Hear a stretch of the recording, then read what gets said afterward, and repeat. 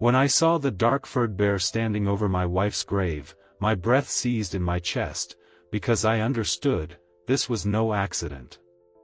It had been 1 full year since Martha's funeral. 42 years of marriage ended beneath that slab of granite, and I had not found the courage to return until today. The old cemetery sits a few miles outside Asheville, tucked between a sagging iron fence and a wall of oaks that lean toward the Blue Ridge like silent guardians. We chose it for its quiet. I never dreamed the quiet would feel so loud. Late October had painted the place with bronze and copper.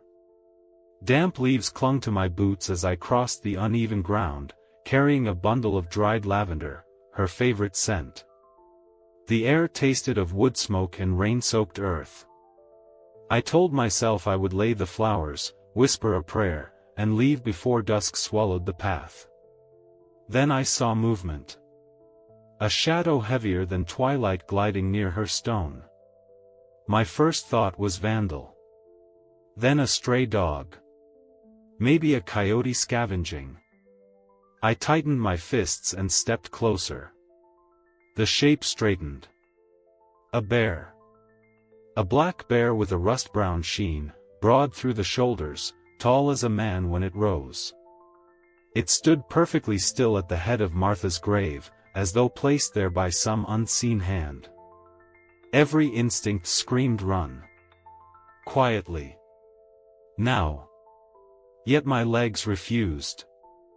I was anchored by something I couldn't name, fear, yes, but also the dizzy certainty that I was witnessing something I wasn't meant to interrupt.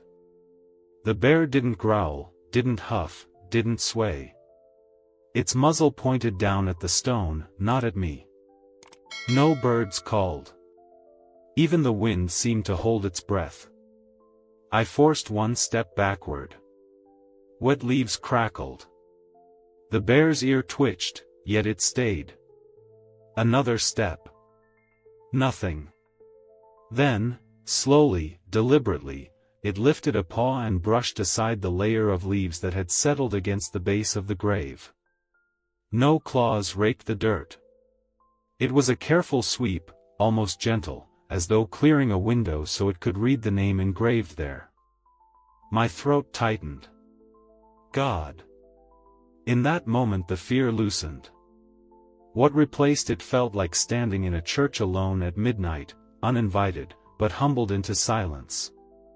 A memory flickered. 2 summers before Martha died we'd lived deeper in the foothills. She used to leave bruised apples at the tree line, for the girl in the woods, as she called a young female bear that wandered close at dusk.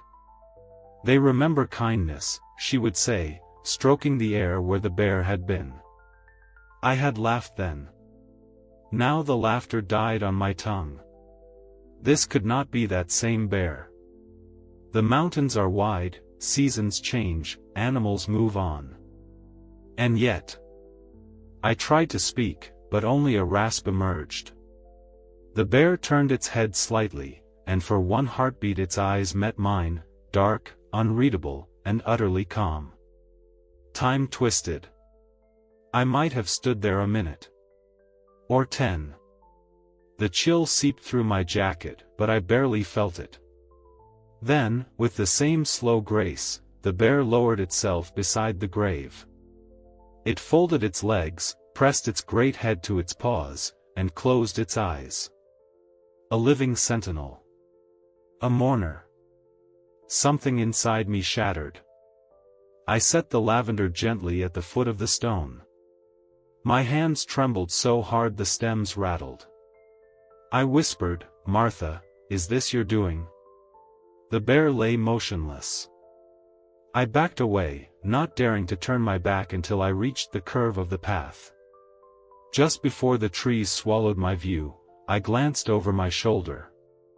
The bear still rested there, a dark statue in the fading light. I should have run, should have called the rangers, should have done anything but stand frozen in awe, but I felt held by an invisible thread, a reminder that the wild does not always come to harm us. Sometimes it comes to say something we have forgotten how to hear. Finally, the spell broke. I stumbled to my truck, nerves buzzing, heart thundering, lungs aching for air I hadn't realized I'd been denying myself. The engine started on the third try, my hands shook so badly I could barely fit the key. I told myself it was over, just a strange, terrifying, beautiful accident. Bears roam, graves attract smells, coincidence writes the eeriest stories. I almost believed that. But as I pulled onto the gravel road, a single thought struck me like cold water. I was ready to flee, yet something inside me had stopped. Because the bear. It hadn't moved. It simply stood there. Like a guardian. I thought that was the end of it. I thought nothing could follow a moment so impossible. If only I'd known what lay waiting beyond tomorrow's sunrise. I would have turned back then and there. Because nature was not finished speaking. Not by a long shot. Dawn came restless. I'd lain awake replaying the image of that bear beside Martha's stone until the darkness thinned and the forest began whispering with birdsong. Logic insisted I stay away, call the rangers, let professionals handle a wild animal haunting a graveyard. But something deeper, something that sounded like Martha's quiet laughter, pulled me back. I parked in the same hollow, heart hammering like I was about to break into my own memories. The cemetery looked unchanged, moss-slick stones, amber leaves, the slow drift of mountain mist. Yet every nerve braced for movement. There, by the granite marker with Martha's name, stood the bear. It faced the stone, not me. Head lowered, shoulders rising and falling with calm breaths. No growl, no huff, no posture of dominance. Just a vast, living shape breathing the chill October air. Instinct said make noise, wave arms, drive it off. My hand found a fist-sized rock near the path. I hefted it, ready to shout. One step closer. The bear's ear flicked. It didn't turn. Instead, it leaned forward and, with startling delicacy, nudged a mat of wet leaves aside. The sweep of its paw was slow, almost tender, as though it feared scratching the stone. When the marble letters shone clean, the bear sniffed them once, twice, deep, mournful breaths that sounded dangerously like sorrow. My arm sagged. The rock felt ridiculous in my palm. Minutes stretched. A crow cawed in the distance, the bear gave no sign it even heard. Then, with the same solemn care, it folded its legs and settled on the ground. Front paws crossed, muzzle resting, eyes half-lidded, a creature at vigil. I stared, throat thick. It's grieving, I murmured, voice barely sound. God help me, it's grieving. That memory slammed back, the summer evenings when a young female bear ambled to our apple tree. Martha would meet her at the porch edge, tossing bruised fruit with a gentle underhand that made me fear she'd lose a finger. She's polite, Martha insisted. See the way she waits? She understands kindness. I had rolled my eyes, eager to protect both wife and property. But Martha was stubborn. Night after night, the bear returned until August heat broke and acorns ripened, and then we saw her no more. Standing there now, I felt time swirl. Same copper streak in the fur. Same measured calm. Could a bear remember across distance and seasons? Science would shrug. Martha would nod yes, of course. I whispered, is it you, girl in the woods? The bear's eyes closed, as if in answer, or maybe just in peace. I set the rock on the ground. A breeze shifted leaves around my boots, the forest smelled of damp pine needles and distant wood smoke. I edged a little nearer, slow enough to feel every heartbeat. 10 paces. 8. 5. The bear lifted its head but didn't rise. Its gaze met mine, dark, steady, the way a parent looks at a child who finally understands a lesson. I wanted to speak but words tangled behind a knot of grief. I managed, "She loved you, you know that?" No reaction, yet somehow I sensed the message landed. Another gust scattered leaves across the cemetery, rattling brittle stems like applause too shy to commit. The bear watched one swirling clump settle against the base of another headstone, then rested its chin again. The whole world seemed to hush around that gentle gesture. Time loosened. I don't recall how long we shared that silence, 5 minutes, 15. The sun climbed, burning mist off marble faces. Somewhere behind me a squirrel scolded from a branch, but I couldn't move. It felt wrong to disturb whatever bond lay humming between this creature and the woman I'd loved. Finally the bear shifted, rising with slow dignity. Muscles rippled under its coat, dew rolled off its flanks. It gave one last soft sniff at the stone, then turned into the trees. No rush. No fear. It disappeared like smoke through a curtain of rhododendron, and the forest swallowed the sound of its footfalls. I stood alone, legs trembling with the echo of something bigger than understanding.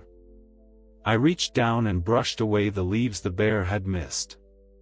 My fingers traced Martha's name, cold letters warm with memory. I thought that was it, that the stranger would wander off, and the mystery would fade with the morning light. I'd witnessed a kindness, nothing more, and life would slip back to ordinary pain. But a whisper inside warned me, "Pay attention. Because the wild doesn't visit twice without reason. And the story we think is ending may only be clearing its throat." I believed the bear was gone for good. I believed the miracle had shown itself and lifted the veil. I had no idea it was only opening the door. I barely slept, yet dawn found me already winding back up the mountain road, headlights cutting silver blades through lingering mist. Yesterday's silence had pierced me too deep to leave questions unanswered. I needed to know if the bear would return, or if what I'd witnessed would dissolve like a dream tasted only once. The truck shuddered to a stop beneath the same bowed hemlocks. I killed the engine, listened. A woodpecker hammered somewhere beyond sight, a far-off dog barked twice and fell silent. I stepped onto the frosted gravel and felt my pulse steady, not calm, exactly, but ready. No rock in my fist this time. I crossed the gate, boots brushing wet leaves. My breath ghosted ahead of me. Through the thinning fog I saw Martha's headstone, and there, as though she had never left, stood the bear. She faced me now, broad body outlined against the stone. A shimmer of morning light traced amber along her shoulders. The old terror fluttered in my belly, but it was no longer a fist, it was a trembling wing. I took 3 slow paces forward. She lifted her head. Those eyes, dark, depthless, but not blank. They carried a weight that pinned my feet and loosened my chest all at once. A feeling bloomed so raw it hurt, recognition that couldn't be named. In her eyes there was something I cannot explain. Not rage. Not fear. Something more. I spoke without thinking, voice rough as gravel. "Morning, girl." The sound seemed absurdly small between us. Her ears flicked, but she neither growled nor shifted. Instead she breathed, one long, even exhale that plumed like smoke in the cold. I took another step. My boots rustled leaves, she remained still. I was close enough now to see a faint scar beneath her left eye, thin as a thread, silver against dark fur. Memory stabbed, that cub from years ago had snagged her face on barbed wire near our orchard fence. Martha had worried the cut would blind her. "We should help," she'd pleaded. We never managed more than fresh apples and whispered apologies into the dusk, but the bear had healed. Here was the proof. I lowered myself to the ground, heart thundering. Damp earth chilled through my jeans. We were 10 feet apart, nothing between us but my wife's name carved in stone. Words spilled, clumsy, sincere. "I miss her," I said. "She believed you understood." "I never did. Not until yesterday." The bear's nostrils twitched. She shifted weight, not forward, not back, just settling, as though to listen better. I told her about the empty house, about the lavender scent that still lingered in Martha's closet, about how silence can feel heavier than grief. I talked because the forest itself seemed to lean in, and the bear's calm was permission. Wind rattled oak branches overhead. Somewhere a jay screeched. Inside me, fear melted into wonder, and wonder into something gentler, something like comfort. My vision blurred, I wiped my eyes with the back of my hand, ashamed and unashamed all at once. Minutes passed. Maybe more. She blinked slowly, and I mirrored the motion, feeling ridiculous and impossibly alive. The world felt small, knitted tight by shared breath. Finally, she lifted her nose, tasting the air. A breeze carried the scent of wood smoke from a distant cabin. She looked toward the tree line, then back at me. We held each other's gaze, two creatures bound by a grief neither could voice. Then, quiet as mist parting, she turned. Powerful shoulders rolled, pads pressed soft earth. She walked behind the headstone, paused as if to acknowledge Martha once more, and stepped into the forest. Branches closed after her like curtains. No cracking twigs, no crashing brush, only silence. I kept sitting, stunned by the gentle finality of her exit. Part of me wanted to call out, beg her to stay, but the larger part understood, her leaving was the gift. I whispered, "Thank you," to the empty path. I thought that was goodbye.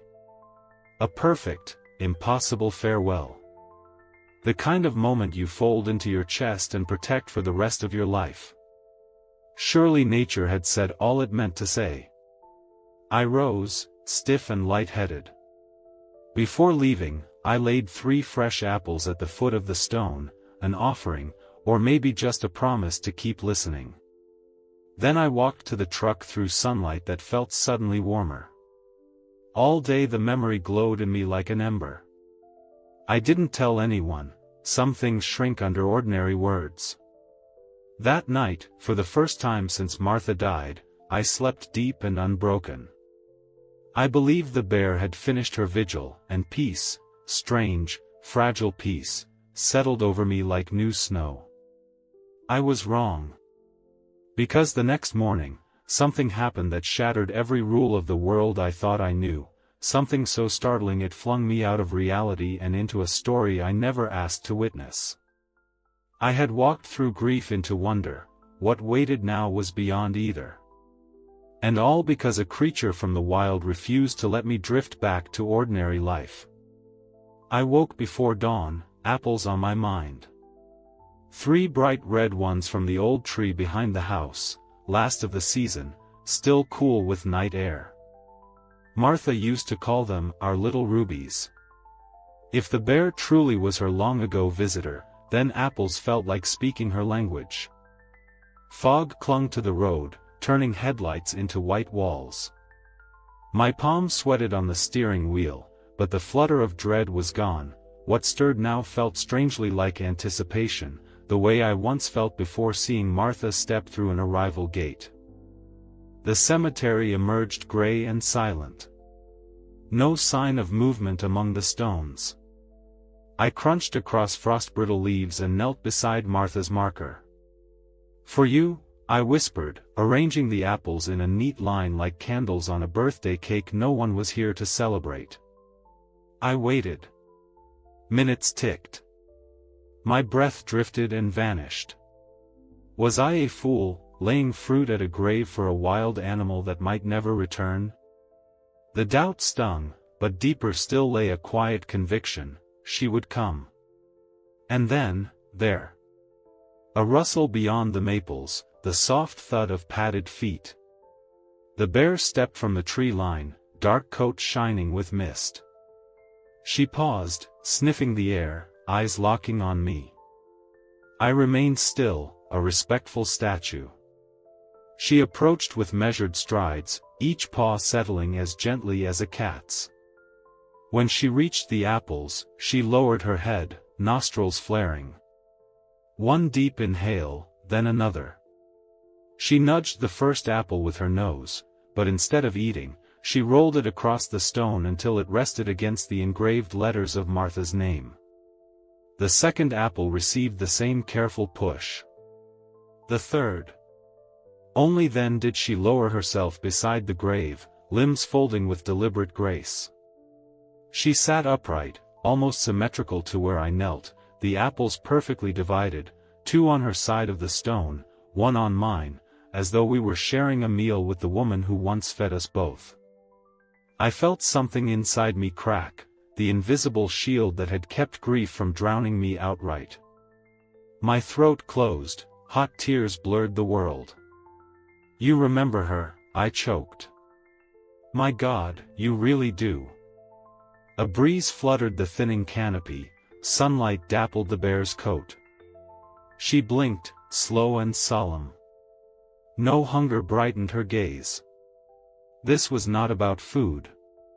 This was ceremony. Martha's voice echoed in memory: "These animals feel more than we think." I had smiled politely when she said that, eager to believe people were the special ones.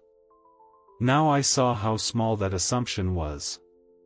I spoke again, words ragged but unstoppable. "She was kindness itself. She believed in your wisdom. I wish I'd believed sooner." My tears dripped onto my hands. I miss her so much. The bear's ears tilted forward, not startled, not wary. Listening. I kept talking, telling stories of porch swings and summer thunderstorms, of Martha's laugh when a hummingbird nearly tangled in her hair, of how she saved every bruised apple for the girl out back. I told the bear things I hadn't told another soul, how I feared growing smaller without my wife, how the house echoed with her absence, how I sometimes spoke aloud just to hear a voice. And in that impossible quiet I felt, truly felt, the bear's presence soaking up each syllable like earth drinks rain. It didn't matter whether she understood English, or memory, or death. What mattered was that she stayed. I spoke to the bear as if I were speaking to Martha. And the bear listened. It didn't run. And, heaven help me, it felt as though it understood. The weight of months collapsed. I wept openly, breaths hitching. Not the wrenching, hollow cries of fresh loss, these tears carried release, the way a river swells then finally breaks its dam. When the storm inside me calmed, I realized the bear had shifted. She lay stretched alongside the grave now, head down, eyes half closed, mirroring the posture of yesterday, guarding or perhaps resting in the comfort of shared sorrow. I wiped my face and managed a shaky laugh. "We make a strange pair, don't we?" My voice sounded lighter, the words buoyed by something like gratitude. The bear rose, muscles rolling beneath her coat. She nudged the lone apple on my side back toward the others, collecting the trio against the stone, then turned toward the forest. Mid-step, she paused and looked over her shoulder. For one heartbeat I felt Martha gazing at me through that dark, steady eye. "Thank you," I breathed. She slipped into the trees, branches whispering in her wake, and the clearing exhaled. I stayed a long while, tracing the cold granite letters, fingers sticky with tear salt and apple scent. Somewhere between those sobs and that soft retreat, a truth settled in my chest like a new heartbeat: grief can be shared, even across species, even across worlds we pretend don't touch. As the sun climbed, a stubborn ray glinted off the apples, turning their red skins golden. I smiled, unexpected and real. I thought the miracle had spoken its final word. I thought nothing could surpass a bear dividing her gift with the dead. But nature was still composing its sentence, and the next clause would rewrite everything I believed about memory, about loyalty, about the living bond between spirit and flesh. On the fourth morning I turned onto the cemetery lane and saw a silver sedan already parked by the gate, trunk open, a man kneeling by a marble cross. I hesitated. This place had felt like mine and the bear's alone. But grief is communal ground. I walked in quietly, bouquet of pine boughs in hand. That was when I heard the shout. "Hey! Get out of there!" A woman's voice, sharp with panic. She stood 20 yards ahead, phone raised like a weapon. I followed her gaze, and my stomach lurched. The bear was back, lumbering between headstones, heading straight for Martha's plot. Calm as ever, but size alone was threat enough to strangers. The kneeling man scrambled to his feet, eyes wild. "It's okay," I called, quickening my pace. "She's not dangerous." The woman didn't lower her phone. "Are you crazy? That's a black bear." Her thumb stabbed the screen. "I'm calling 911. "Please," I said, "don't." "She's just," my words tangled. How do you explain vigil and kindness to someone shivering behind a tombstone? I tried anyway. "She's been coming here because of my wife. My wife fed her years ago. She's mourning." Their faces registered disbelief, then fear. The man backed toward the gate. Sirens already echoed faintly, rising through the valley like approaching thunder. I pivoted toward the bear. She'd reached Martha's stone, nose brushing the apple's dried skins. One remained uneaten, wrinkled but whole. She sniffed, nudged it in a slow semicircle, still sharing. Blue lights splashed across the tree trunks. 2 sheriff's cruisers clattered up the path, followed by a forestry service truck with a metal cage bolted in back. Doors slammed, boots crunched gravel.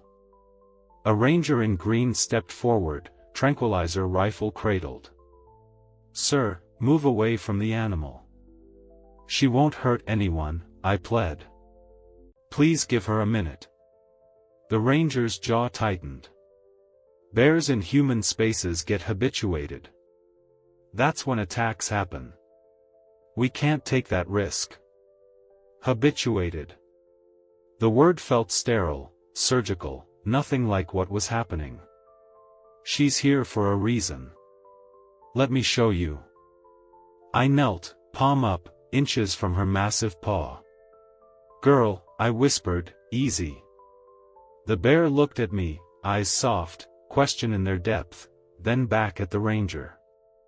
She did not charge, growl, or even huff. Her only crime was existing where human fear said she shouldn't. Behind me someone muttered, "Just shoot the dart already." Another voice urged caution. Radios crackled with protocol. I rose, placed myself between rifle and bear. "You dart her, she'll wake in an unfamiliar forest, alone, miles away. She'll come back or she'll starve trying. And if you fail to relocate, you'll label her aggressive and end her. For what? Because she remembers kindness?" The ranger's eyes flicked to the onlookers, public safety balanced against one grieving old man. He took a step closer, voice low. "Sir, please. I admire your compassion, but I have a job." "So do I," I said, surprised by the steel in my voice. "My job is to honor my wife. This bear is part of that." Silence stretched. Finally the ranger lowered the muzzle a fraction. We'll give her space for now, but if she doesn't leave by nightfall, we'll have to act. Nightfall. A deadline written in daylight. They backed their vehicles beyond the gate yet stayed parked, engines idling like impatient wolves. The visitors drove off, relief in their taillights. I remained. Hours passed. The bear lay beside the stone, head on paws, as though the earlier chaos never happened. I sat against an angel statue 10 feet away. Afternoon slipped toward dusk, wind combed the grass in hushed sweeps. Each time a cruiser crept closer I rose, standing sentinel. The bear would lift her head, meet my gaze, then rest again. At sundown the ranger approached. We're clearing out for the night, but we'll be back at first light. If she's still here, we tranquilize. He studied my face. You should go home. I'm staying. You can't stay in a graveyard after dark. Watch me. He exhaled through his nose, half frustration, half respect, then turned to his truck. The convoy rolled away, red taillights fading like embers. I fetched a blanket and thermos from my pickup and settled in the driver's seat, windows cracked to hear the night. The cemetery lay in moon-washed silver. Somewhere, an owl questioned the darkness. The bear's silhouette rested by Martha, a shadow embracing a shadow. Sleep came fitful, shredded by worry that flashing lights would return, that a dart would thunk into fur, that a miracle would be caged and hauled away while I watched, powerless. Just before dawn a distant engine rumbled down the lane. My heart plummeted, I'd failed her. But as headlights swept across the stones, the space beside Martha's grave lay empty. No dark bulk, no ripple of breathing fur. Only 3 shriveled apples and a smear of flattened leaves. I stepped into the cold dawn, scanning the treeline. Nothing. I thought the wonder nature had lent me was gone forever, snatched back by fear and sirens. I thought daylight would find only emptiness and regret. Yet the forest was merely holding its breath. Because at that fragile edge of morning, it still had one more secret to let slip, and when it did, the world I trusted would turn inside out. Dawn bled into the cemetery like watercolor, soft gray seeping over stone. I'd hardly slept, slumped behind the wheel, waiting for engines and tranquilizer guns. But when the eastern ridge blushed pink and no convoy appeared, I climbed out, stiff-legged, heart drumming with equal parts relief and dread. The grass glittered with frost. I moved toward Martha's grave, expecting emptiness, maybe a few pawprints dissolving into dew. Instead I stopped dead. A breath of wind, the hush of leaves, and the bear was there. She emerged from the tree line as if the forest itself handed her to the light. Head low, gait measured, something clamped gently between her jaws. My pulse kicked, I stepped behind a marker and watched. She carried a single bloom, white as new snow, 5 petals radiating from a sun-yellow center. A trillium, rare this late in October, plucked alive from shadowed woods where few dare tread. She padded to Martha's stone, paused, and with a tenderness no textbook grants her species, laid the flower across my wife's name. The stem quivered, then stilled. I could not move. Could not breathe. My mind tried to label what I was seeing, instinct, coincidence, misread gesture, but the words fell apart like ash in water. Only awe remained. She lifted her head and regarded the stone. A hush deeper than silence settled. I heard my own heartbeat like distant thunder, felt tears flood hot against the morning chill. I don't know if it's for her, I whispered, voice cracking, or for me. My knees buckled, I sank onto cold earth, palms pressed to wet grass. But thank you. The words cracked open something older than grief, and tears streamed unchecked. The bear turned those fathomless eyes on me, trusting, unhurried, almost gentle. Time compressed to the span of a single breath shared across species, across worlds. She wasn't just an animal. She was a living heart that still remembered Martha. And she had come to say goodbye. At that, she shifted her weight, muscles rolling beneath her coat. She walked past me, so close the scent of damp fur and crushed leaf filled my lungs, then headed toward the forest edge. There she paused, looked back once, a dark silhouette framed by sunlit haze, and disappeared among the maples. The spell broke, sound returned, the distant trill of a warbler, the creak of trees warming in first light. I knelt there, trembling, and traced the trillium's petals. They were cool, perfect, unbruised despite the journey in a predator's jaws. Footsteps crunched gravel behind me.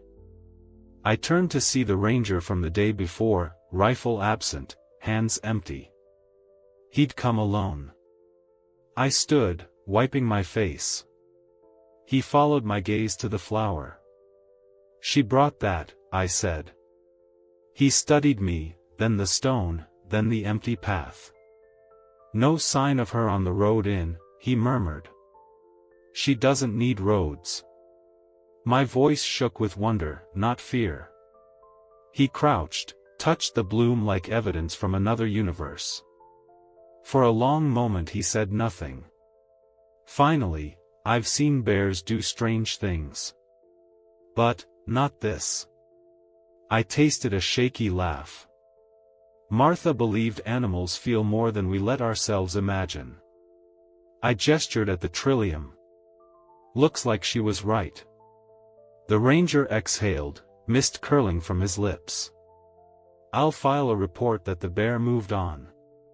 No relocation needed." He met my eyes. "You should still be careful." "I will," I promised, though careful seemed a pale word for whatever pact had just been sealed. He nodded and walked back to his truck, leaving the silence intact. I stayed, watching sunlight climb the stone until the trillium glowed like a small lantern.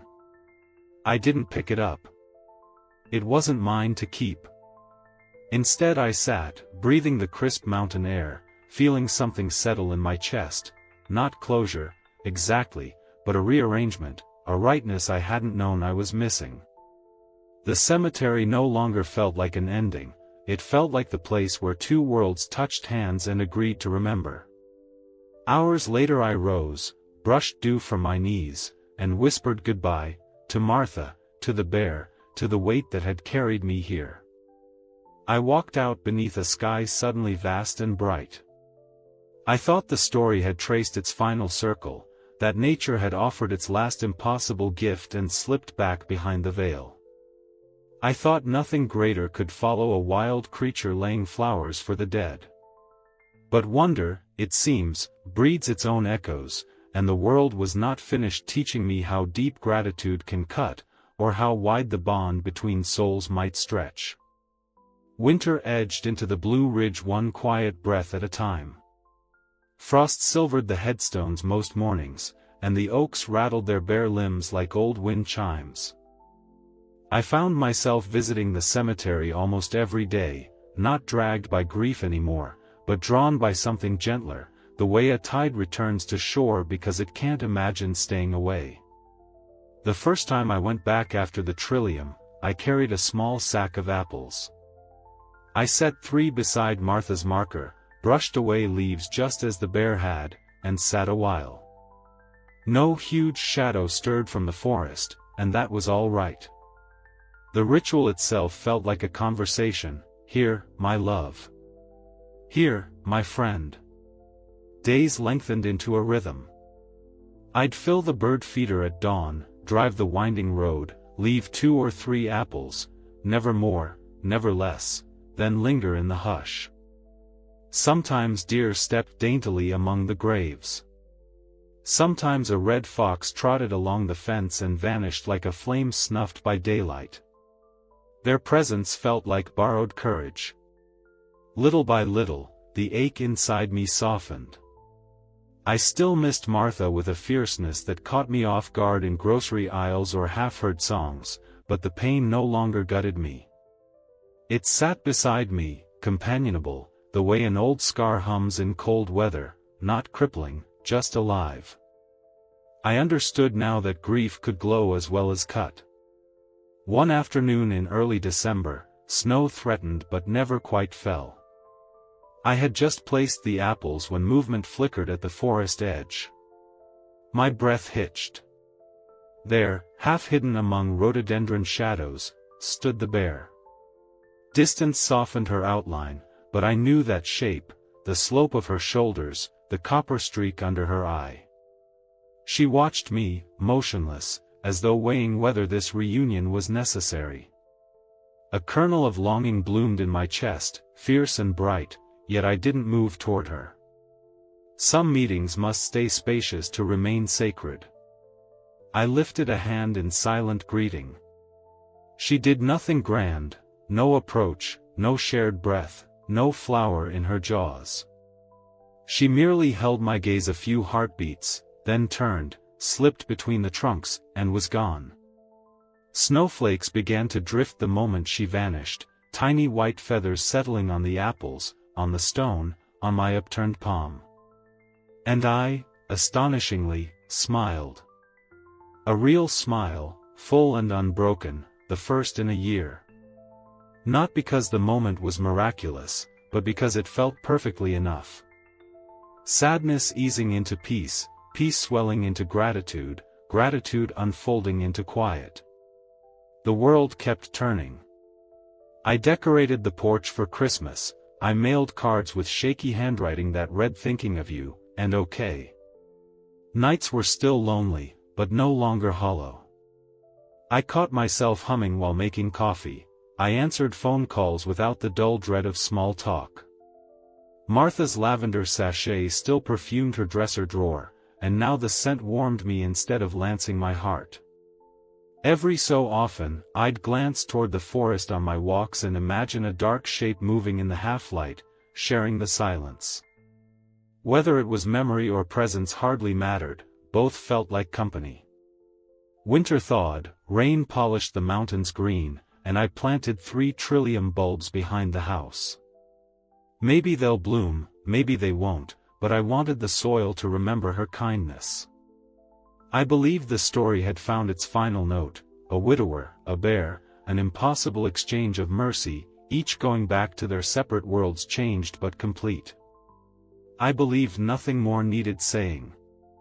I believed life had turned its face toward spring, and the last page lay still and peaceful. I thought it was over. I thought nature had offered me all the wonder it could muster, and that was blessing enough.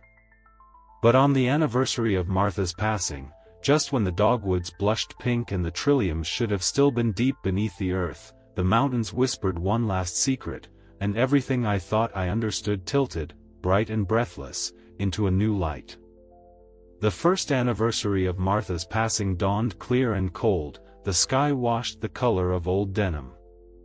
I drove to the cemetery with a sprig of dried lavender tucked in my coat pocket and 3 fresh apples rolling in a paper bag on the seat beside me.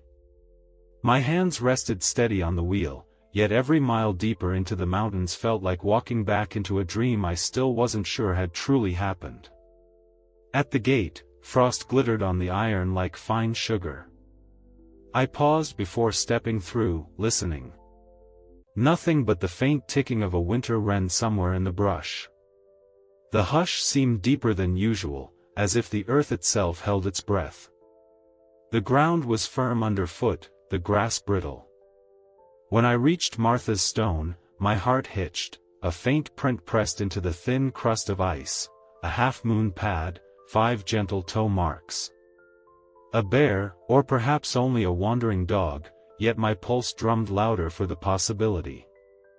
I crouched and traced the outline with a gloved finger.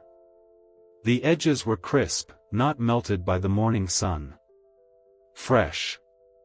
Could be any paw, I muttered, but the words rang hollow. I laid the apples and lavender at the base of the marker, brushed away a veil of pale oak leaves, and sat cross-legged in the cold. The hours drifted slow. I talked to Martha about the trivial things she once tended, how the winter birds favored black oil sunflower seeds, how the porch steps still creak on the third board. I told her I'd planted trillium bulbs even though I didn't know the first rule of gardening. I told her I was okay, mostly, and meant it. But each time the wind shifted I scanned the tree line, looking for a dark shape. Nothing moved. Noon leaned into dusk. Shadows lengthened, stretched, blurred the edges of granite and moss. My voice went quiet, the cold needled through my coat. The stillness grew so thick it felt like a wall pressing against my ribs. Finally, with the sun bleeding out behind the ridgeline, I rose, brushed frost from my knees, and whispered a farewell. Grief pricked but did not overwhelm, it felt now like a familiar hand on my shoulder. I started down the path toward the truck. That was when it came, one clear crack of a branch from the woods behind me. Not the careless snap of a squirrel, not the brittle tumble of deadfall. Something deliberate. I turned. Between two tall maples, half lost in gathering blue light, loomed the silhouette of a bear. Broad shoulders, lowered head, that gleam of cinnamon along one flank. She stood motionless, just watching. The distance and dusk made her seem half ghost, half guardian. My breath misted in front of me like a beacon, but I didn't move. I feared one step would shatter the fragile reality of her presence.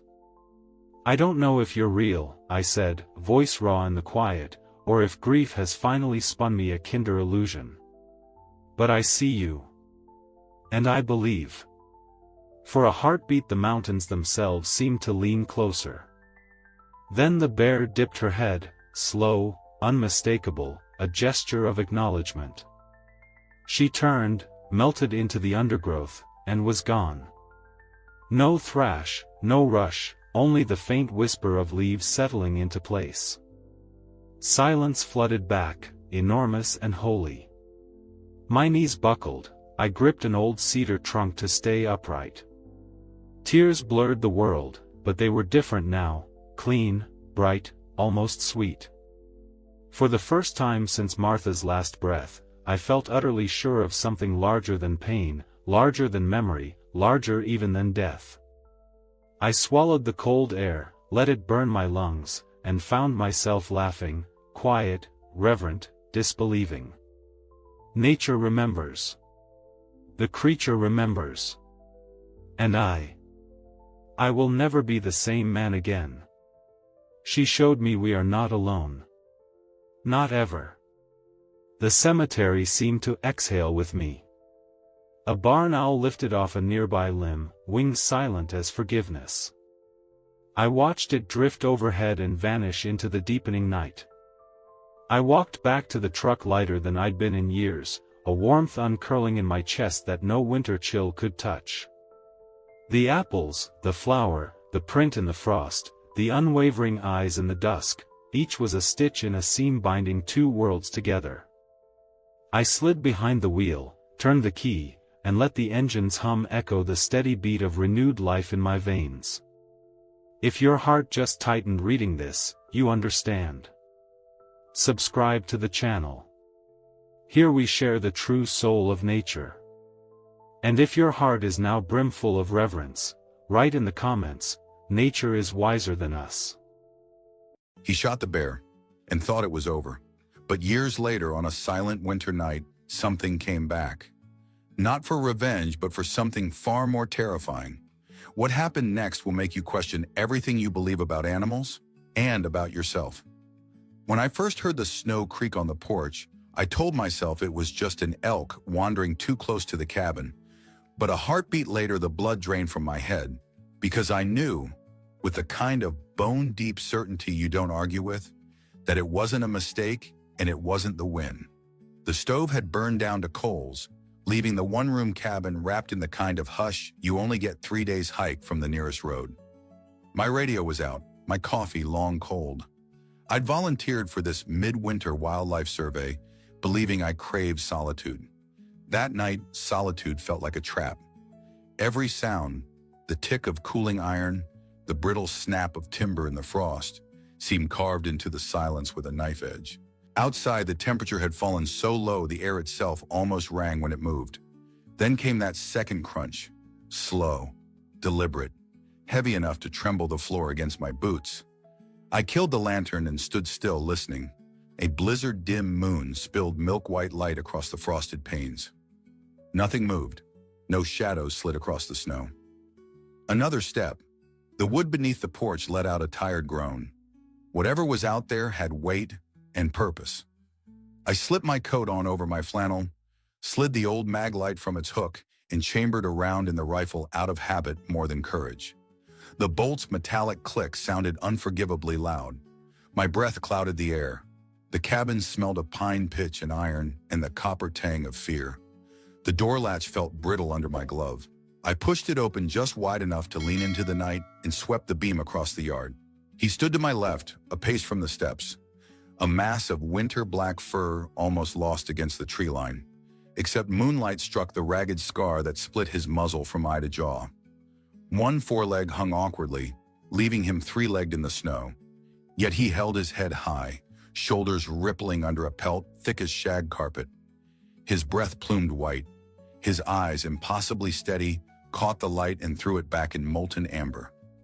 I didn't think. My body locked between the rifle stock and the doorway. Sensation squeezed to a tunnel. The crunch of snow under his shifting weight, the distant hiss of wind through fir needles, the thunder in my own chest. A bear that size could close the distance in a single bound, crippled or not. I waited for the bluff charge, the roar, the inevitability of claws.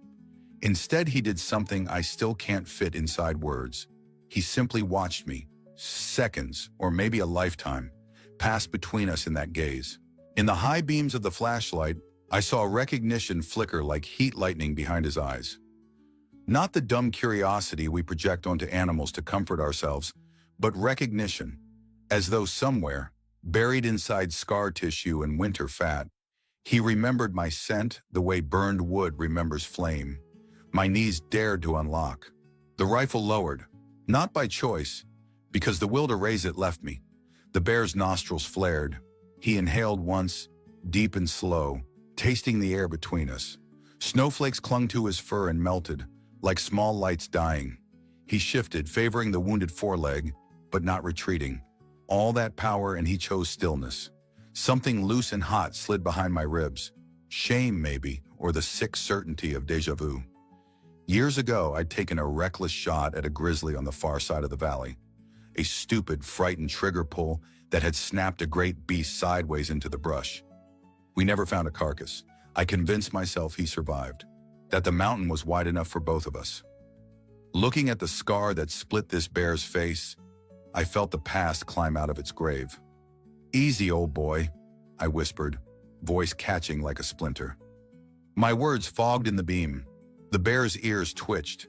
His mouth opened a fraction, not snarling, breathing, gauging. Fear drained out of me the way tide slips from a beach, leaving only raw awe. I saw him, really saw him, and knew he should hate me. But he didn't move forward, and he didn't flee. He simply existed in that impossible distance between hunter and hunted, where revenge might have lived, yet didn't. The Maglite trembled in my fist. Its beam quivered over the ridge of his spine, the hunch of knotted muscle, the pale rim of frost on his coat. The bear blinked once, slow as dusk settling, then shifted his weight, turned, painfully, and limped off the porch clearing. Under the trees, he melted into shadow until only the scar's pale seam marked his passage, like a comet tail fading in black sky. I stood there long after the crunch of snow vanished into forest hush, after my breath stopped steaming, after sensation returned in needles to my fingers. Adrenaline left me hollow. A rational voice insisted I'd misread the scar, that this was coincidence, that memory plays cruel tricks in isolated cabins. Another voice, older, wilder, said I had been recognized and spared. Somewhere beyond the tree line, a branch snapped, echoing like a gunshot across the valley. I jolted, half expecting the bear's dark shape to materialize again, but the clearing lay empty under the winter moon. Finally shivering harder from what I felt than from cold, I backed inside and dropped the bar across the door. The cabin felt smaller, the air thinner, as if the woods themselves had leaned in close to watch what I would do next. I sat on the bunk, rifle across my knees, the lantern still dark. In that darkness, I watched the door and replayed every second. The limp, the scar, the way he looked at me not as prey, not even as predator, but as something he already knew. I told myself Dawn would make sense of it. The tracks would prove it was some passing rogue and nothing more. I almost believed the comfort of that lie when fatigue dragged my eyelids down. But comfort cracked the moment I heard the slow, deliberate crunch of snow return the following night. The sound came back just after midnight, the same slow crush of ice crystals under a weight no human could carry. My pulse leapt so fast it felt like it rattled the stovepipe. I doused the lantern, eased one eye to the frost-filmed window, and there he was again, exactly where he had stood the night before, as though the hours between had never happened. He filled the porch frame, a dark continent against the snow's pale glow. No huff of breath, no warning growl, just that monumental silence pouring off him in waves. The wind carried spruce-scented needles across the clearing. Each needle seemed louder than my own heartbeat.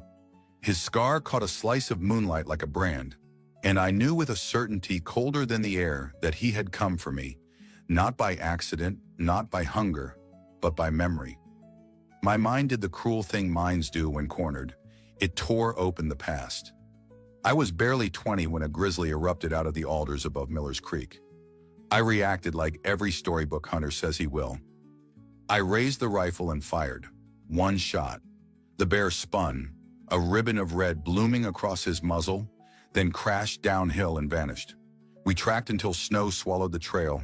The old woodsman with me said the same words all cowards cling to. He'll make it. I believed him because believing otherwise would have meant facing what I had done. Now, decades later, that very scar, that single jagged flash of white tissue, caught the light on my porch. The bear shifted his weight, favoring the same crippled foreleg I remembered stumbling through brush all those years ago. Recognition slammed through me like black water over rapids. I felt my lungs forget how to draw breath. He stepped closer, paw pads whispering on the boards. The porch lamp, long since blown out, creaked on its chain above him. 2 paces separated us, one for each lifetime we had lived since the shot. His eyes held none of the rage I deserved. Instead, they brimmed with an unreadable intent that made rage feel like a comfort by comparison. Instinct screamed to shoulder the rifle. Conscience nailed my arms to my sides. Instead, I lifted the door just wide enough to stand in the threshold, body half inside, half out, as if balance alone could keep the past from swallowing me. Easy, I managed, though my voice trembled so hard the word fractured. He cocked his head, nostrils flaring, pulling the scent of my fear, my remorse, maybe even my name out of the air. Another step. The floorboards sighed under his weight. He could have ended the story in a heartbeat, a single sweep of paw, a lunge no man could dodge. But he didn't. He stopped so close I could see frost melt where his breath touched the wood. His eyes, gold as lantern flame, held mine, and something broke open in my chest. Guilt so sharp it felt like glass. I found myself retreating, inch by inch, until the door pressed the rifle stock against my ribs. I couldn't lift the gun, didn't dare. Instead, I drew the door shut between us, slowly, as though speed might shatter the fragile, wordless truce hanging in the winter air. The latch clicked home. I dropped the bar across it, then stepped back in the dark and listened to my heart hammer the room smaller. Outside, the porch groaned again, a shadow passed the window, then nothing. Not the scrape of claw, not the burst of breath, just silence so whole my ears rang. I sank onto the bunk, boots still on, rifle across my knees, hands refusing to unclench. The stove fire had died down to whispers, but sweat chilled on my spine. Each creak of timber could have been a paw step. Each gust sliding past the eaves could have been him testing the walls. I did not sleep. I measured the night in slow breaths and flinches, telling minutes by the drift of starlight across the floorboards. Once, near what must have been dawn, I thought I heard him exhale right outside the logs, a deep, sorrow-heavy sigh. But when I braced myself to look, only shag bark and snow stared back. Gray morning finally seeped through the window panes. I unbarred the door with hands that felt older than bone and leaned out. Wind had painted the clearing pristine, yet here and there a chain of prints dented the crust, wide, round, deliberate, leading away into the tree line. The porch itself held a dusting of fur where his flank had brushed the railing. He was gone. No broken boards, no claw marks, no blood, only absence, ringing louder than any roar. I swallowed a shake of relief so fierce it tasted like shame. Maybe, I told myself, I had imagined the recognition in his eyes. Maybe the scar was coincidence, the limp a trick of half-light. I almost managed to stitch that lie over the jagged hole in my nerves. But as the sun climbed and the forest glittered in cruel, ordinary brightness, I caught a flicker of gold deep between the pines. Two eyes, steady, patient, watching. That gaze pinned me as surely as any bullet, and the lie I'd sown split wide open. I thought the encounter was over. I thought he had vanished into legend, leaving me to mend fences with my conscience. But then, again, that same unblinking stare, waiting in the trees, telling me the story had only just begun. The third night arrived thick with clouds, the moon buried so deep the world felt roofed in pitch. I had just banked the stove when the woodline exhaled a hush that prickled every hair on my arms. Then the now familiar weight pressed onto the porch, one massive paw, then another, boards mumbling under him. My pulse steadied into dread. He had come again, but the beam of my flashlight caught more than the scarred giant. A second shape limped from behind a spruce. A cub, no bigger than a Labrador, one forepaw tucked uselessly against its chest. Snow clung to its downy coat in clots the size of dimes. It wobbled, collapsed, pushed up again. The big bear kept pace a body length behind, head low, eyes fixed on me, as if gauging whether I would understand the impossible favor he was about to ask. For a breathless moment, all four of us, the man, the giant, the cub, and the night, hung in a silence that felt like the earth holding its breath. My tongue glued itself to my teeth. This was madness. Wild animals don't deliver their injured to human doors. Yet here he was, my ancient sin, limping beside him. The cub whimpered, high, thin, heartbreakingly human. Something inside me shattered. The big bear closed the last yard to the porch, nudged the cub forward with his nose, and then, God help me, took 2 deliberate steps back. He sat on his haunches, head bowed as though granting me space or begging grace. All the old instincts shrieked, lock the door, stay alive. But the cub swayed, wheezing with each breath, blood from a torn pad stippling the snow like red seeds. The father, or guardian, or whatever bond stitched them, watched, muscles coiled, yet made no move to intervene. What do you want me to do? I whispered, voice strangled. The cub answered by collapsing a second time, too weak to rise. Some gears inside me ground free. Rifle forgotten, I unlatched the door, slid forward, and scooped 15 pounds of trembling fur into my coat. Its heart battered my ribs, but when my arms closed, it did not struggle. I smelled milk on its breath, sap in its fur, fear so raw it stung my eyes. I backed toward the doorway. The big bear rose but did not follow. He stood just beyond the stoop, moonless night making him a living silhouette, anguish carved into the tilt of his scarred muzzle. A soft chuff puffed from his chest, neither threat nor complaint, more a sigh of unbearable trust. Inside, the cub curled beside the stove without hesitation, head on its good paw, eyes half-lidded. I knelt to examine the wound, deep slash across the pad, maybe ice, maybe trap iron, clean but swollen. I melted snow, stirred in stale oatmeal and a dash of honey, slid the warm mush across the floor. The little mouth lapped twice, then sleep folded it under like a wave. Only then did I register the door still gaping to the night. I rose, flashlight trembling. The porch was empty. No crack of branch, no grunt of retreat. As silently as falling ash, the great bear had vanished into the trees. Alone with a sleeping cub and a pounding heart, I bolted the door, shoved a dresser against it, then sagged to the floorboards. Everything in me roared argument. Wild creatures carry disease. They panic. They bite. His father, if that's what he was, might come crashing through the wall if the cub cried. Yet another voice, older than reason, whispered that some debts can only be repaid in courage. Hours dragged, fire hissing, my knees stiffening as I kept watch. The cub stirred once, whimpered, then found my boot toe with its nose and settled again. The weight of its trust pressed heavier than any rifle stock I'd ever shouldered. I must have dozed sitting upright, because dawn seeped through the frosted window before I dared unbar the door. The clearing lay ghost quiet, snow unbroken save for the fading prints of the previous night. No hulking shadow waited at the timberline. No thunder of breath under the eaves.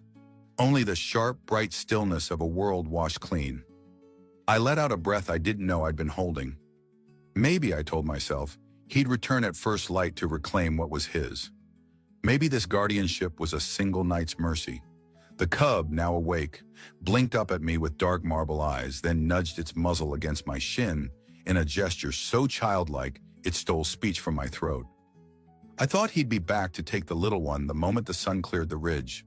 Thought this was a simple relay of survival. Bear to man and back to bear. But noon passed.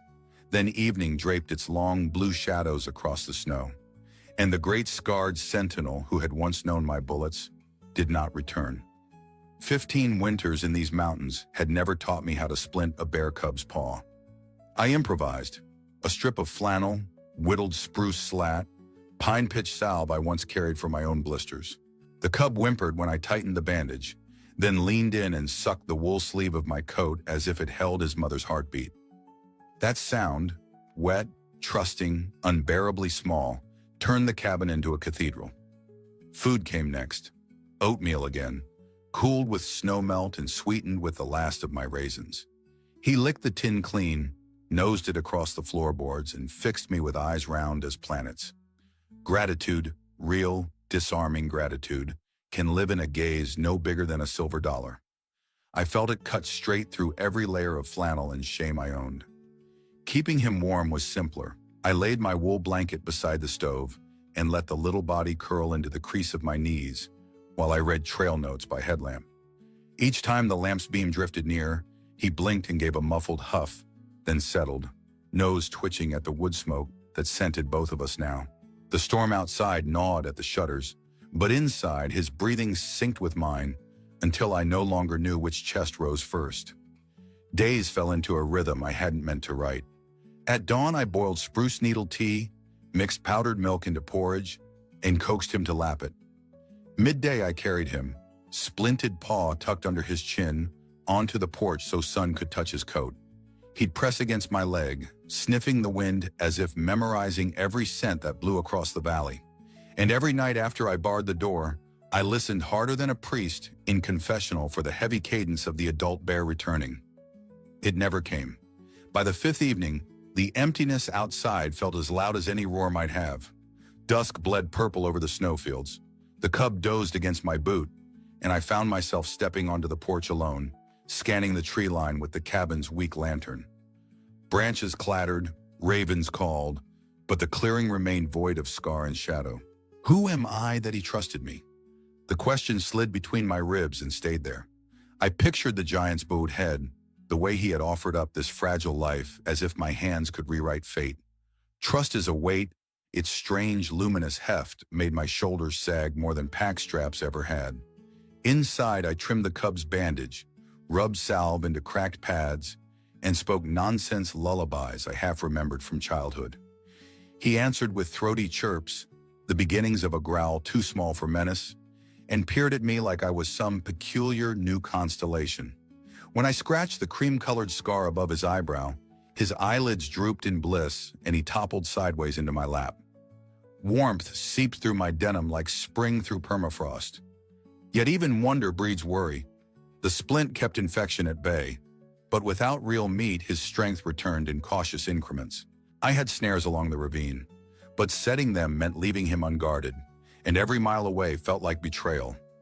Instead, I rationed my own supplies thinner and thinner, jerky shredded into slurry, canned salmon diluted with broth.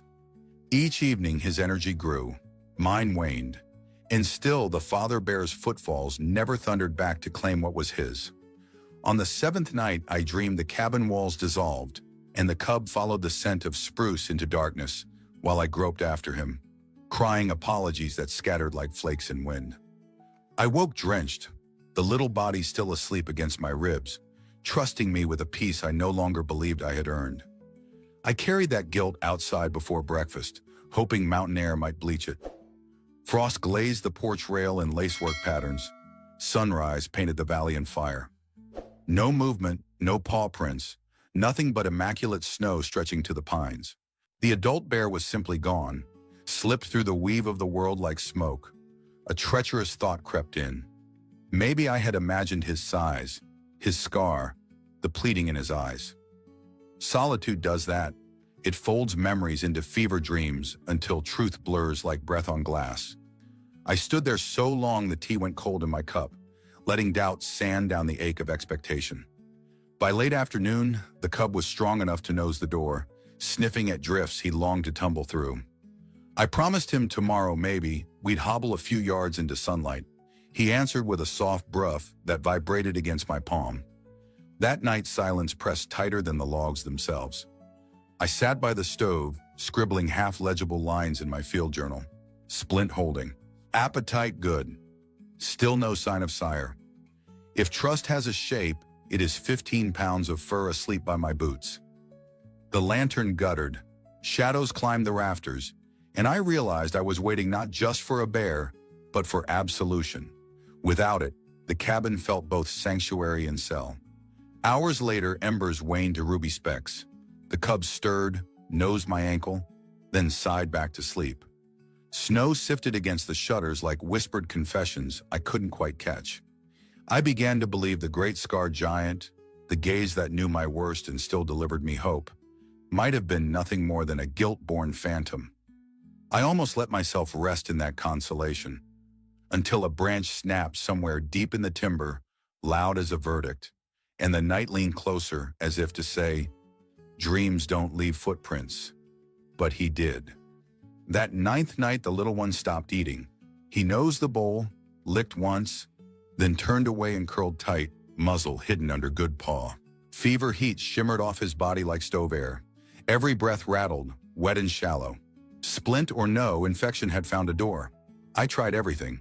Warm broth dribbled from a spoon, snow packed against his belly to cool the burn, honey on my finger for him to lick. Nothing stirred his eyes. By midnight his ribs fluttered like moth wings. My own heart beat an awful time with the pauses between each gasp. I stoked the fire, then killed it when the heat seemed to smother him. I read half a psalm I barely remembered, the words tripping on my tongue, half prayer, half plea. Keep watch with me. Don't take him. Not after all this. Outside, wind shifted, bringing the bitter scent of distant cedar smoke. Or maybe that was just my hope of someone wiser drawing near. Hours dragged, measured by the clack of his teeth when a chill racked him. I paced grooves into the floorboards, every turn ending at the door, as if the right kind of staring might summon help. Eventually I sank beside him, palm resting on his heaving flank, whispering nonsense. Camp songs, apologies, the story of the first sunrise I ever saw from this ridge. His ear twitched once, but he stayed adrift, eyes rolled white. Then a sound split the dark. Not the neat crunch of a fox, not the brittle snap of settling timber. This was a thunderclap of force, porch boards exploding beneath impossible weight. The dresser jolted against the latch. Dust rained from rafters. I froze, half gratitude, half terror. Another impact rattled the hinges. Through the narrow crack between planks, I saw a shadow blot the snow, huge, breathing hard. The cub stirred, whimpered. My hand found the rifle, lifted, then stopped. If he wanted in, no deadbolt forged by man would matter. I slid the bolt, heart battering my ribs. The door yawned wide enough for winter air to roar past. He filled the opening like night-given muscle. Scar catching the glow of coals, shoulders rimed in frost, breath puffing smoke. His eyes swept the room, found the bundle at my knees, lingered. I expected rage or accusation, or the desperate panic of a father too late. Instead, he stood still, ribs pumping, listening. For a long moment, we traded silence, thick with everything unspoken between hunter and hunted. Then he huffed once, a sound low and mournful, yet resigned, and backed away. One step, another. Snow squealed under his crippled foreleg. He turned and vanished into the tree line, without so much as a snapped twig. I stayed in the doorway long after the bruise of his presence faded, the rifle forgotten at my feet, cold gnawing my bones. Behind me, the cub exhaled a shuddering sigh, and for the first time all night, slept without trembling.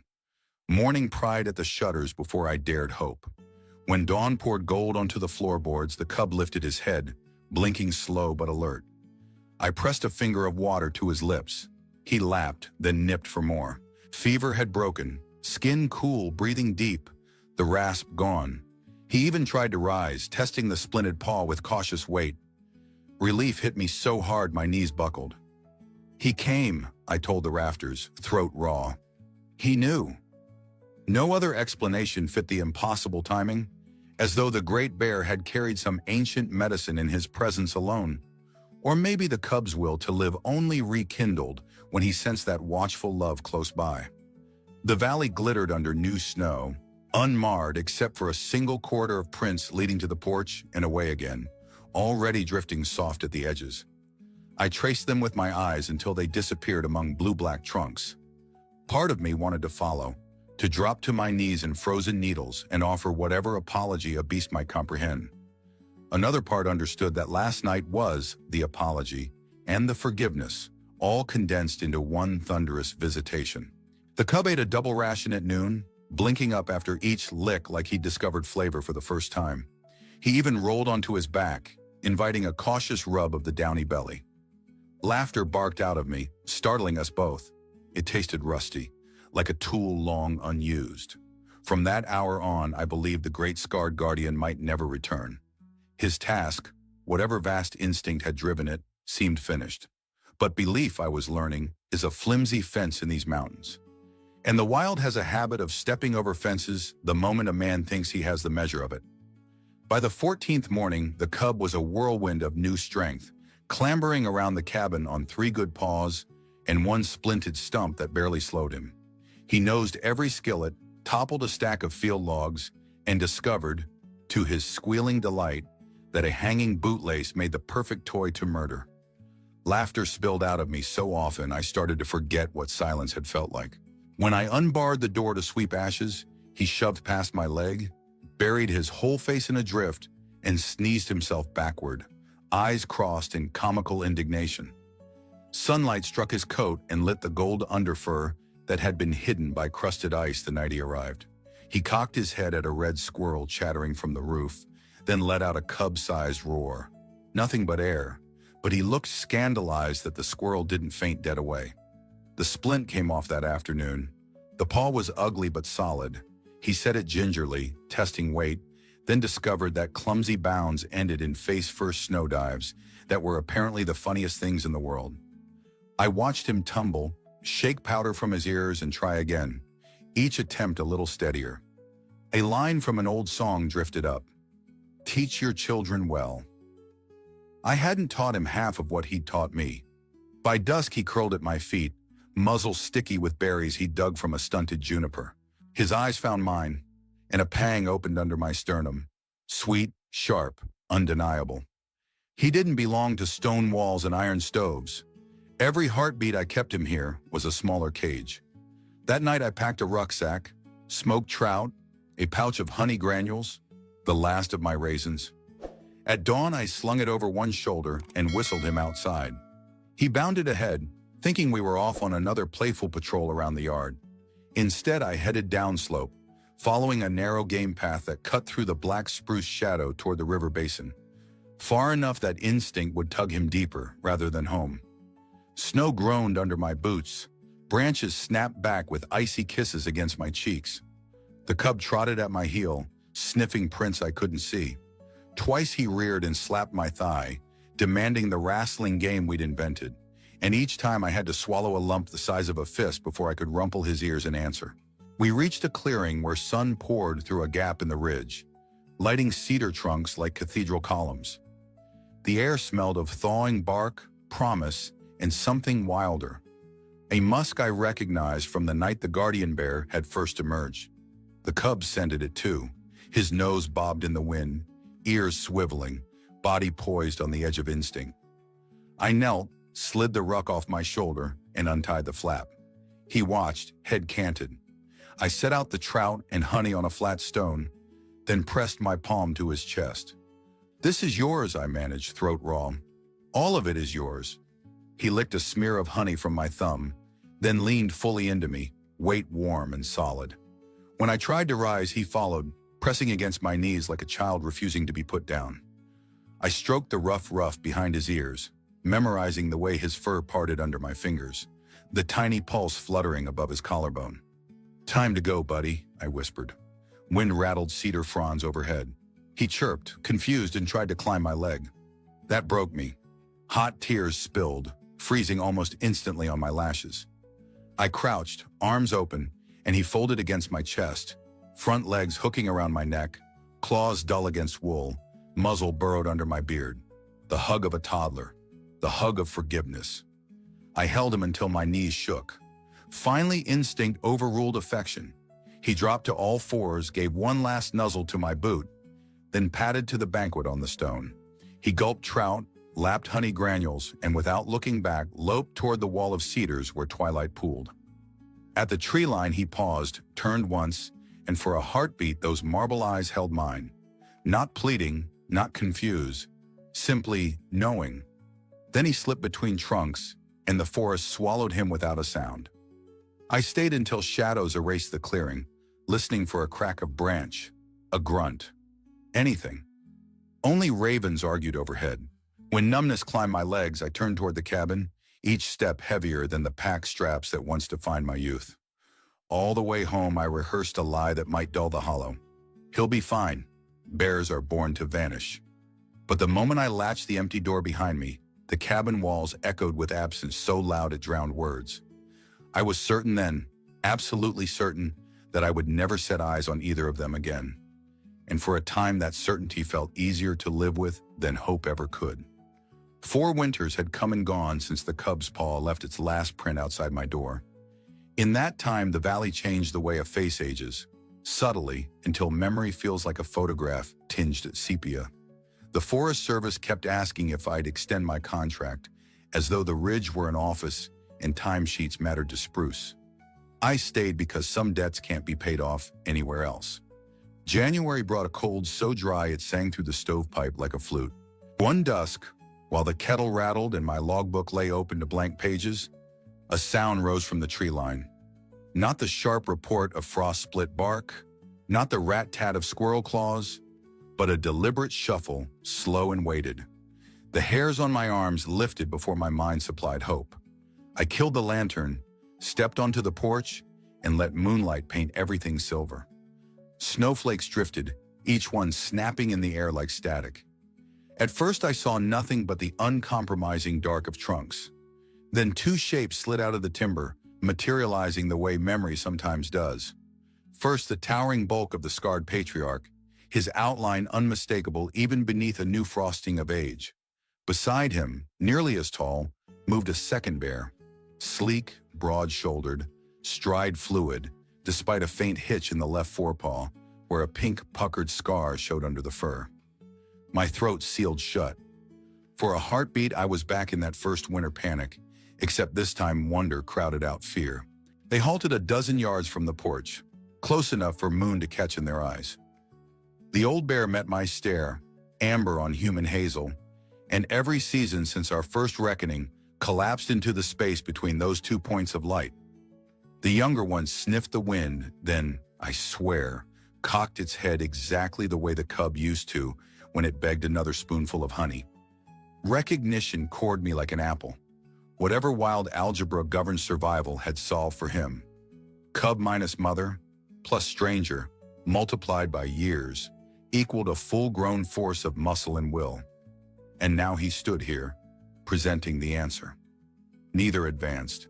It felt as though some invisible borderline, drawn in trust, rooted us all to separate shadows. I took one cautious step forward, palm open. Nothing to give but heartbeat and breath. Frost squeaked under my boot. The young bear mirrored the motion, not toward, but as if to say, I know that sound. I saw him register my scent, maybe dredge up the ghost of oatmeal and pine pitch salve. Snow sifted off branches overhead, sprinkling silver dust across their backs. The big bear's scar looked paler than I remembered, a riverbed etched by time. His lame leg trembled, but he held himself with the composure of a monarch. He turned his head toward the younger one, touched muzzles, a benediction or a dismissal, then returned his gaze to me. Gratitude lived there, yes, but also something larger. Permission, perhaps, to lay my guilt down at last. Wind slid between us, cold enough to sting tears from my eyes. I mouthed, "Thank you," though sound failed. The young bear exhaled a chuff so gentle it fogged and fell like breath on glass. He looked at me the way a child looks across a crowd for the one face that proves the world once held kindness. Then, as if obeying a cue older than language, the patriarch pivoted. Snow swirled around his hindquarters. He limped into the trees without haste. The younger paused, met my eyes one final time. And there it was, the echo of that cub hug, now full of bone and muscle, but softer somehow for the memory inside it. He turned and followed. Their silhouettes merged with the blackness between cedars until only the hush remained, vast and ringing. I waited for a crash, a farewell roar, anything to break the seal of that moment. But the forest swallowed them whole, leaving two parallel tracks that led away like sentences, trailing off mid-thought. For the longest while I stood motionless, breath ghosting up into star-freckled dark, convinced the story had closed itself with that silent benediction. My legs shook from cold and awe in equal measure. Finally I whispered, "Go well," to the empty clearing, and turned back toward the orange glow of the stove through cabin windows. I was halfway across the porch when a single deep crack echoed from the ridge. Not threat, not warning, more like a tree snapping its fingers to remind me the mountains keep their own epilogues. I froze, heart battering ribs, thinking, that's it, the circle's complete. But the forest exhaled again, low and certain, as if answering a question I hadn't yet learned to ask. And I knew the wild wasn't finished speaking. I shut the door on the moonlight and leaned my back against the cold wood. The cabin smelled of pine, soot, and iron, the same smells I'd inhaled 1,000 nights before. But this time the weight behind them cracked something loose inside me. My shoulders began to shake. Sound clawed up my throat, half sob, half prayer. "Прости меня," I whispered, the Russian word I learned from my grandmother, the one that carries more ache than the English "sorry" ever will. "Forgive me." Tears followed, hot and humiliating, cutting through the windburn on my cheeks. They dripped onto the rifle hanging by the door, onto the boots still powdered with snow. I pressed a hand to my chest as though I could cage the tremor, but the tremor was truth, and truth wanted out. All those years ago, I had pointed a barrel at a miracle and pulled the trigger. Tonight, that miracle had walked out of the dark, scarred, limping, yet brimming with something larger than fury. Mercy. It brought its son, full-grown and unbroken, to show me what forgiveness looks like when fur and winter and time refine it to its purest form. I slid down the wall to the floorboards, knees pulled tight. The stove clicked as iron cooled. Each click was a metronome counting the beat of a new life I hadn't earned. In that ticking quiet, my thoughts spilled like thaw water. I thought nature kept ledgers, that every hurt demanded interest. I thought survival was an endless trade of fang for flesh, bullet for blood. But the mountain teaches another math. Balance can settle with kindness instead of claws. The longer I sat, the clearer it became. The bear had been given 1,000 chances to take me apart. He'd chosen every time to stand still, first alone, then with the cub, and now final and complete, with the grown companion at his side. A trilogy of mercy, a trinity, if you count the mountain itself. I drew a ragged breath and spoke to the rafters, to the ghosts of every animal mount that ever hung in my father's den. "We were wrong," I said, voice shaking. We were blind. Nature doesn't carry grudges. She carries lessons. And if we miss them, she shows them again. Louder, clearer, until even a fool can't ignore the grace in her silence. The room blurred, but behind the blur I saw it all. My younger self stumbling through brush, ears ringing from the shot, a cub sucking honey from my fingertip, a scarred sentinel standing watch while fever fled his child's body. Two great shadows tonight, meeting me eye to eye as equals. No more, no less. If someone had told me, I murmured, wiping my sleeve across my face, if someone had told me, I'd have laughed them off the ridge. Nobody believes a bear can forgive. Nobody believes a man can change because a silence looked him in the eye. I could feel the mountain listening through the chinked logs. Words came slow, pulled from marrow. I have seen a bear come to forgive. I have held his child in my arms, and he looked at me, not as prey, not as enemy, but as a fellow keeper of breath and blood in winter. He looked the way a father looks when he lays down his fear to lift up his young. He looked with a wisdom that does not belong to men, yet invites men to borrow it. I pressed my palm flat against the rough floorboards as if grounding an oath. If the wild can choose compassion over vengeance, I said to the empty cabin, then every story I ever told about domination was a lie born of smallness. Nature isn't cruel, she's careful. She gives us chances to become worthy and waits. The stove ticked once more, then settled. I rose, legs unsteady, and set another split of spruce on the coals, not to chase the cold, but to honor the heat that still thumped in my rib cage. Flame licked up, bright and forgiving. I closed my journal, knowing the only entry that mattered was already written in scar and paw print outside. Instead, I faced the dark window, saw my reflection hovering over moon-silvered snow, and spoke one last time for whatever ears might be listening beyond the glass. If someone had told me, I whispered, I would never have believed. But now I know. I stayed there until the kettle began to sing, until tears dried and left only salt, until peace filled the cabin, corner by corner like dawn light. And so, friend, if your heart is thundering in your chest right now, if you feel the echo of paw steps in your own ribs, then you understand what I'm trying to share. If your heart is pausing between beats, hit subscribe. Stay with this channel. Here we tell the truth the way the mountains tell it, raw, shivering, and brighter than fear. Nature is wiser than we are.